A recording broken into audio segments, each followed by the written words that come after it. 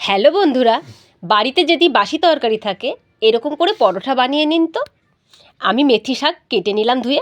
এখানে 1 বাটি মতন আটা দিয়েছি, 2 বাটি ময়দা, তার মধ্যে নুন দিয়েছি, চিনি দিয়েছি, একটু সামান্য তেল দিয়েছি, দিয়ে মেখে নিয়েছি। এটাকে মেখে আমার ছিল আলুর দম। তার সাথে তেল দিয়েছি কড়াইয়ের মধ্যে, তেল দিয়ে একটা শুকনো লঙ্কা দিয়েছি, শুকনো লঙ্কা না কাঁচা লঙ্কা, তার সাথে দিয়েছি একটু মেথি শাক কুচিয়ে, আর নুন দিয়ে দিয়েছি স্বাদ মন্দ আন্দাজে। তার সাথে দিয়ে দিয়েছি বাসি আলুর দম। ব্যাস, দিয়ে ভালো করে এগুলো নাড়াচাড়া করে একটুখানি জলটা শুকে গেলে আমি ওইটাকে হাতের সাহায্যে মেখে নেব। তার মধ্যে জিরে আর একটু ধনে ভাজা দিয়ে দিলাম, দিয়ে রেডি হয়ে গেল, শুকনো হয়ে আসলো, আমি নামিয়ে নিলাম। নামানোর পরে এরকম করে পুর ভরে ব্যাস বেলে ভেজে নেব।